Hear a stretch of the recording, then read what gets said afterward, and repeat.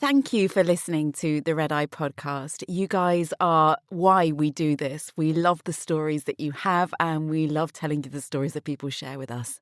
To help us reach more people and get the podcast really out there, we would really appreciate it if you left a review. It just helps our podcast be a little bit more visible. Thank you.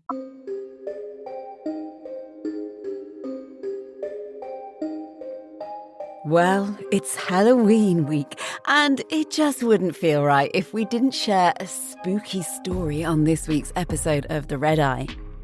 We have loved hearing your tales over on the Facebook page, especially the memories of the haunted hotels that we used to stay in back in the day. And if you're new to the podcast, you might be interested to know that last year we covered some of those ghostly encounters in an episode called The Phantom of the 15th Floor. Pop back and have a listen if you dare.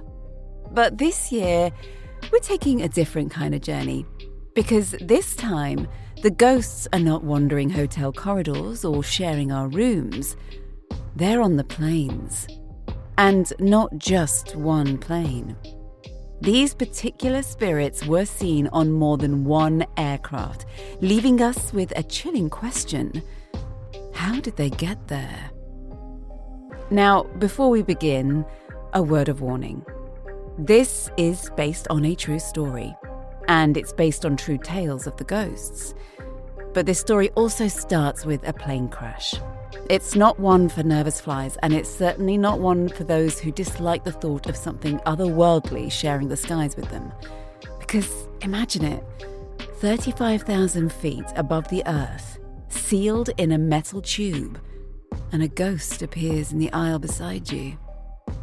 If that thought makes your stomach drop, you might want to pause here. But if you're brave enough, if nothing rattles you and you are ready for a Halloween tale that might just keep you awake on your crew rest, then welcome aboard the Red Eye Halloween Special 2025. Are you ready?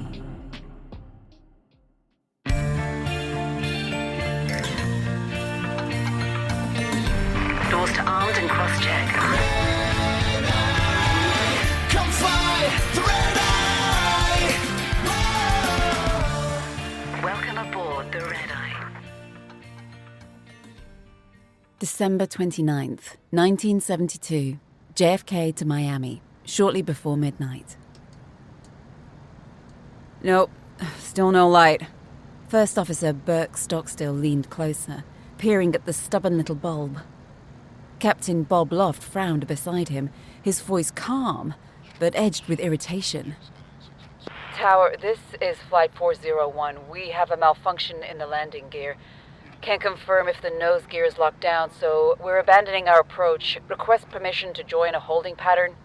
Copy that, 401, cleared to 2,000 feet, hold west over the Everglades. Roger that, 2,000 feet, hold west. Stockstill twisted the bulb again, muttering, "Goddamn new planes.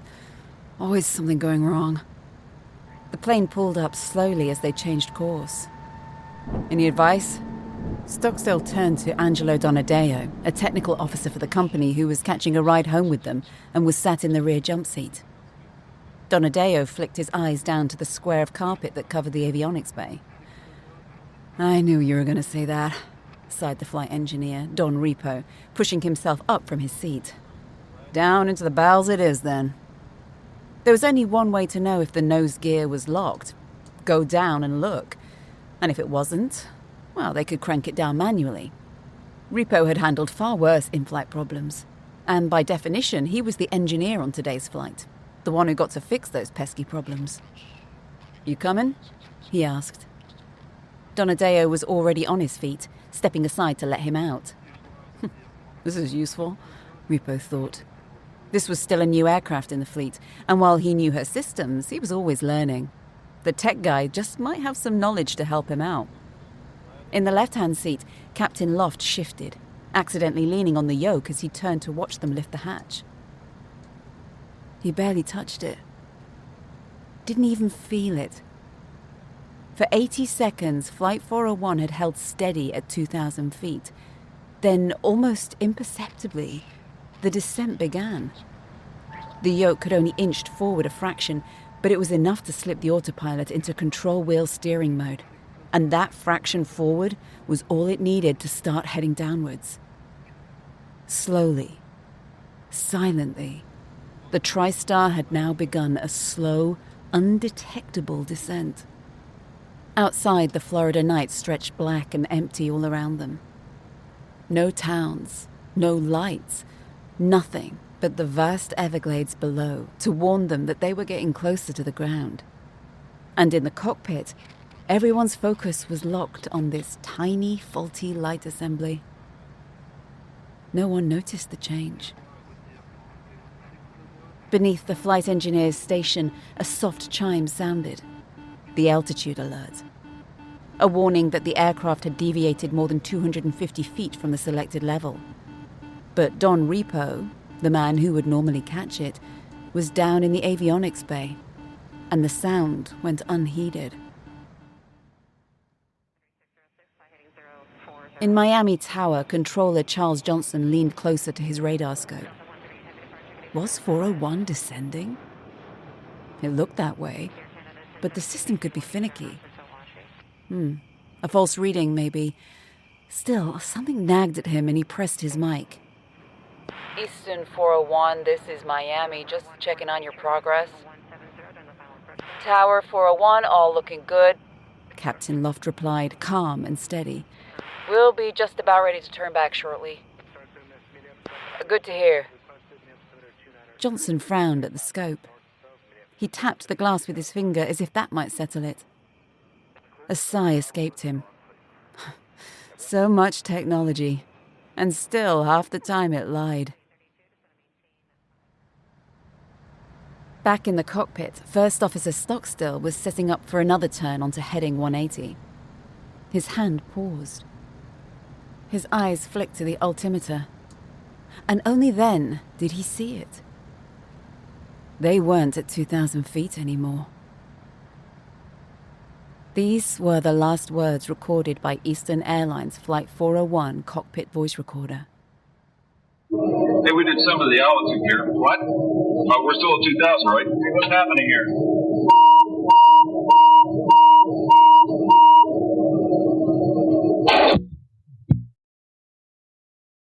Less than 10 seconds later, Flight 401 slammed into the darkness of the Florida Everglades. The wide-body jet struck the swamp west-northwest of Miami, just 18.7 miles from the end of runway 9L, traveling at 227 miles an hour. The crash tore a half-kilometer trail through the seagrass, scattering wreckage across an area 500 meters long and 100 meters wide. Yet the swamp absorbed much of the impact, sparing lives that otherwise would have been lost. The muddy waters covered open wounds, preventing many survivors from bleeding to death. Incredibly, 75 people lived. 67 passengers and 8 out of the 10 flight attendants. Though injured themselves, the surviving crew fought through the chaos. They calmed passengers, warned against lighting matches with jet fuel swirling in the water, and even sang Christmas carols in the darkness to lift spirits and guide rescuers to the site. Of the cockpit crew, only flight engineer Don Repo survived the initial impact, along with technical officer Angela Donadeo, who had been down in the avionics bay with him. First Officer Bert Stockstill was killed instantly. Captain Bob Loft survived the crash, but died trapped in the wreckage before he could be freed. Repo was pulled from the swamp alive, but later succumbed to his injuries in hospital. Donadeo alone recovered. It was a tragedy written in fire and steel, yet out of its wreckage came something stranger. Because the story of Flight 401 was far from over. And all of the events that we're going to tell you about happened at the same airline over the next few years.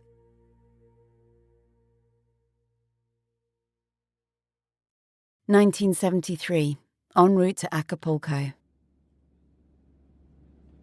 Faye was in the galley alone when she saw it, A face staring right back at her from the oven, just floating there, mingling with the chicken and beef. Strangely, while of course unsettled, she wasn't shocked. She knew immediately who it was. Rumors had been swirling through the company of their ghosts since the crash last year, and though it made her heart skip a beat, a strange calm settled over her as she stepped backwards and out of the galley. "Can you two just come and check something for me?" she called to the two crew members who were approaching with their trolley. They exchanged puzzled glances, then slowed, following her hand as it pointed into the galley. Just look at the oven, and let me know if you see anything," she said, standing back, reluctant to step closer herself. It had been a long night, and with all the ghost stories floating around, it was easy to convince oneself that shadows and reflections were more than they seemed. Faye waited outside, straining her ears.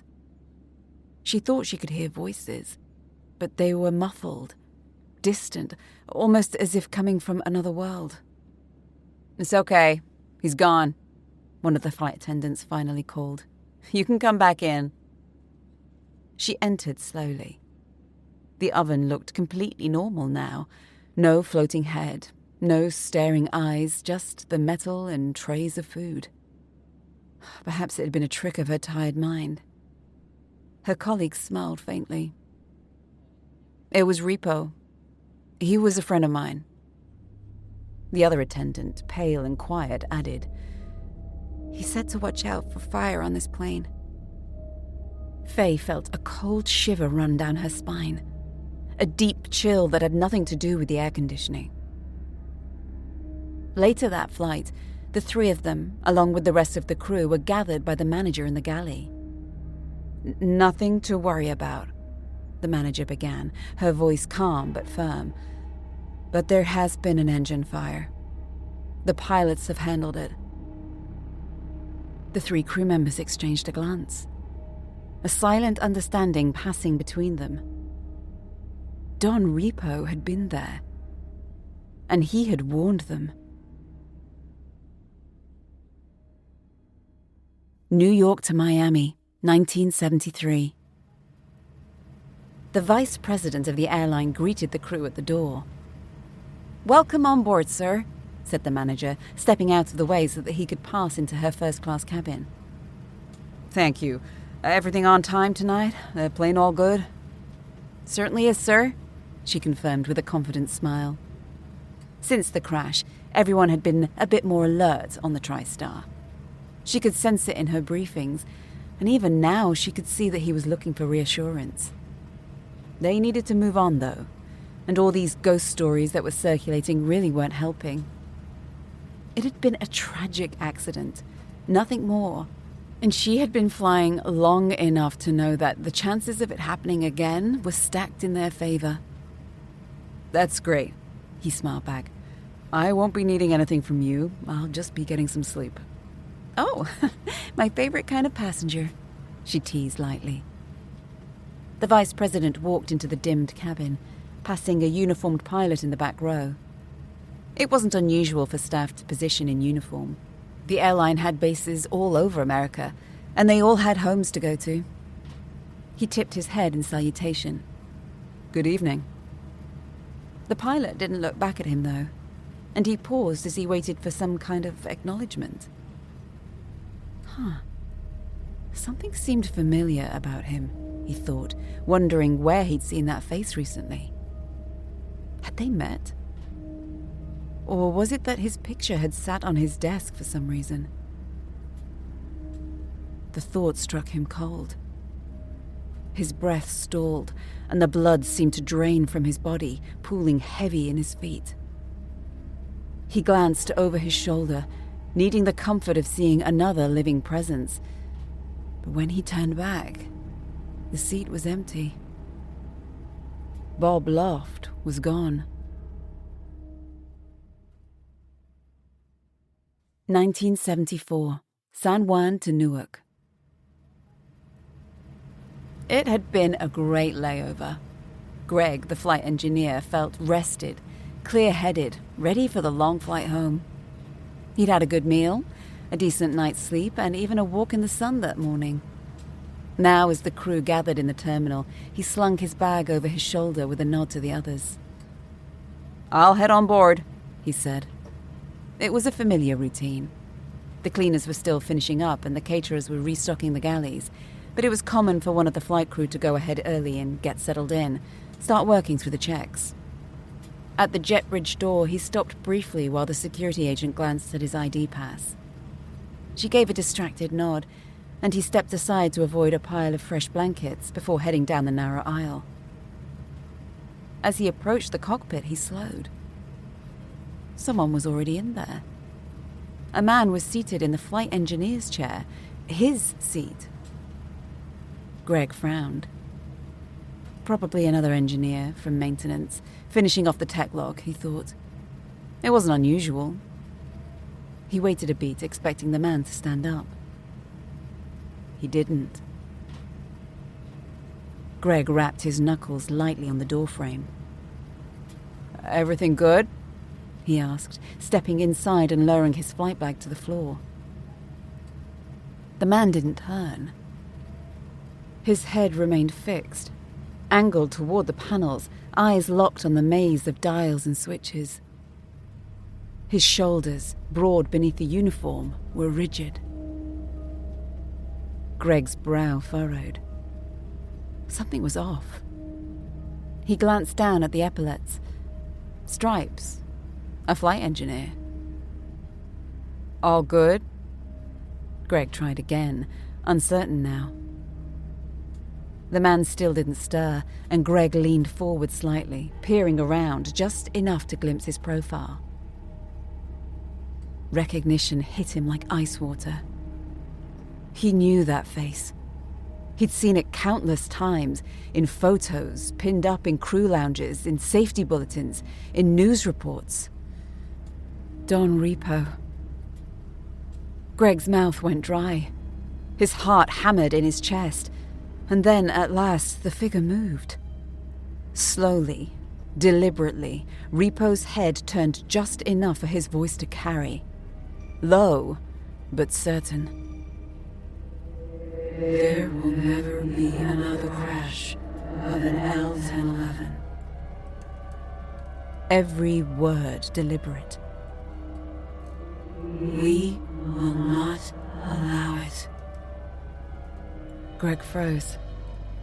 The words lingered in the silence of the cockpit, sinking into his bones.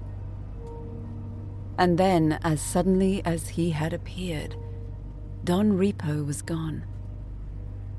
The chair was empty. The controls lifeless once more. But Greg was certain of what he had seen.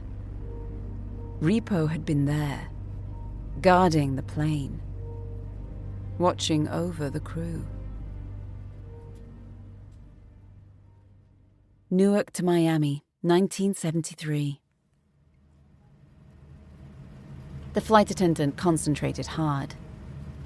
She had to get it right this time. 125, 126, 127. Damn! Her pen hovered above the paper as she frowned. That wasn't possible. The purser had told her the figure already, 126. She was certain of it. But every time she counted, every time she walked the cabin, row by row, she ended up with one more. 3 times now. Maybe she was tired. Maybe she'd overlooked the obvious. She chewed her lip, trying to think. Non-revs. Of course, that had to be it. There was a uniformed pilot a few rows back. Perhaps he wasn't included in the head count. She made her way down the aisle to where he sat by the window. "Excuse me, sir? I was just wondering..." She leaned slightly closer, lowering her voice. "Are you non-revving tonight?" Nothing. Not even a flicker of recognition. "Sir?" She tried again, a touch firmer this time, but still he didn't move. didn't turn his head, didn't even blink. An uncomfortable prickle crawled over her skin. She sighed, shook her head and walked briskly back toward the front galley where the purser and the captain stood near the open door, going over paperwork. "I'm really sorry," she said, clutching her clipboard, "but I keep getting one extra every time. I think it might be the uniformed pilot in the back. Would he count if he's non-revving? He just ignores me completely."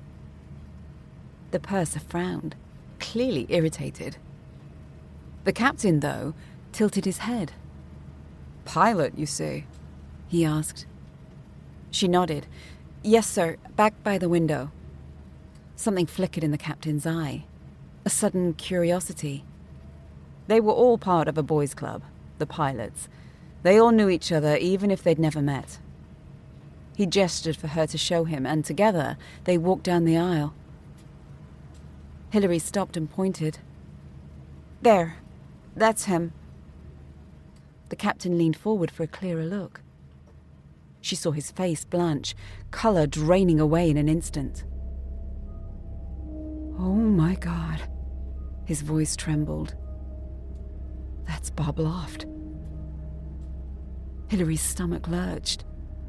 But before she could even process the name, before she could ask what he meant, the man in the seat, the uniformed pilot who'd been so solid, so undeniably real, simply dissolved into thin air. Hillary gasped, her clipboard clattering to the floor, and in that moment she knew. Her head count hadn't been wrong at all.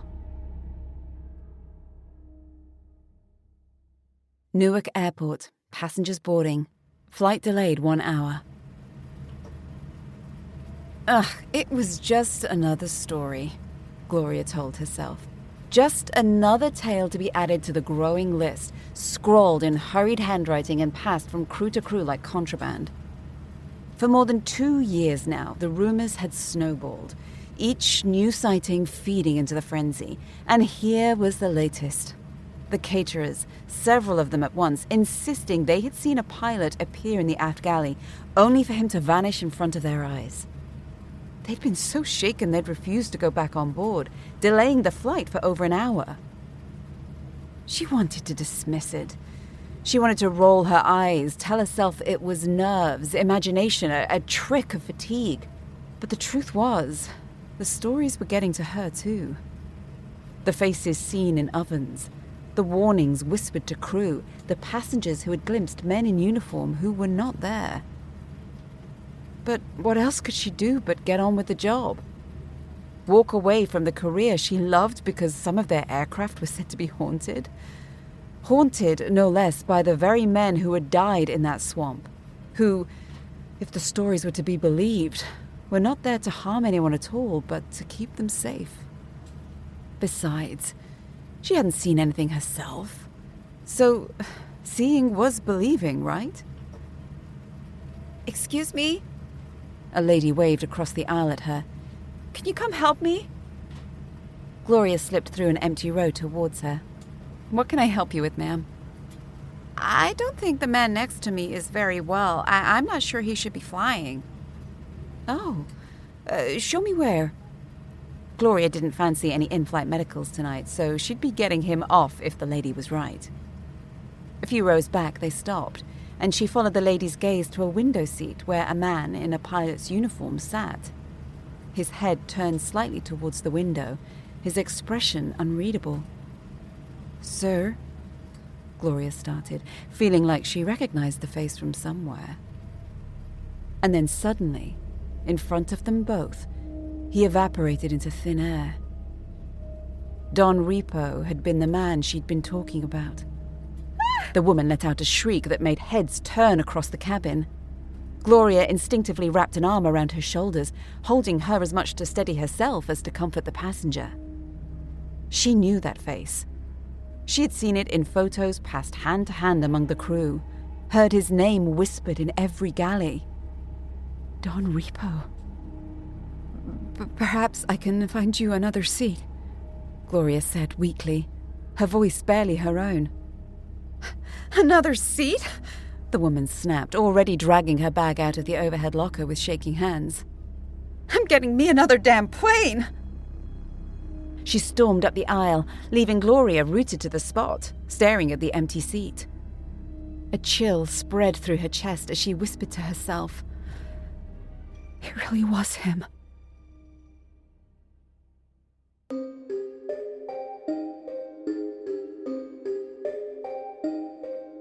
The rumors and sightings plagued Eastern Airlines for years after the crash.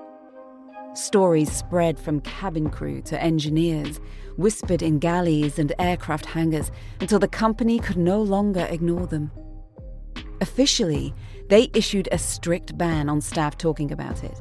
But of course, they never really stopped. You can't silence a story like that, not when so many people swore they'd seen the same faces. Eventually, the truth began to seep out. Many of the TriStar's parts, salvaged from the swamp, had been quietly recycled and reused across the fleet. Entire galleys, oven doors, avionic panels, pieces of Flight 401 were scattered among her sisters. And, most chilling of all, every single flight where the apparitions were reported had at least one of those salvaged components on board. It was never both men together. Always one or the other. Captain Bob Loft, standing silently in cockpits, or Don Repo, warning crew of danger in the galley. Almost as if the two of them were still flying their routes, still watching over their crews and passengers, determined that what had happened to Flight 401 would never happen again. For years, their presence was both a source of fear and of comfort. Some swore the ghosts had saved them. Others refused to fly the aircraft at all. Eventually, as the planes were retired, the sightings dwindled, and the stories slipped into legend. But whether you believe them or not, there's something hauntingly human about it. Two pilots who had lost their lives in such a devastating way, trying to keep everyone safe from the same thing happening to them. And we hope that, after all those years, Bob Loft and Don Repo finally found the peace they were looking for. See if you can put that light out. Now you got to push the switch just a little bit further forward. And turn it to the right a little bit. No, I don't think it's going to fit. Hey, get under and see if that damn nose wheel's down. Okay. You got a handkerchief or something so I can get a little better grip on this? Anything I can do with? This damn thing just won't come out, Doug. If I had a pair of pliers, I could cushion it, but I can pliers. Hell with it. Hell with this. Go down and see if that red line is lined up down there. Don't screw around with that 20-cent piece of light equipment. Eastern 401, I'll go out west just a little further if we can here and see if we can get this light to come on. It's always something. We could have made the schedule. We can tell if the damn gear is down by looking down at the indices. It's got to be a faulty light. But this damn thing just won't come out. All right, just leave it there. Okay, 180.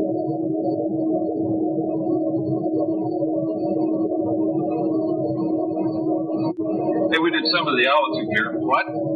We're still at 2,000, right? Hey, what's happening here?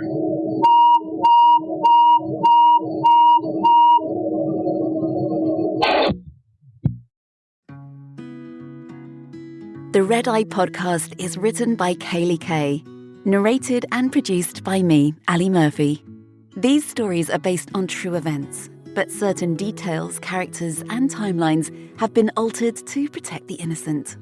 Visit our website, theredeyepod.com, to subscribe to our newsletter and to find out details on how you can contribute your story for us to turn into an episode.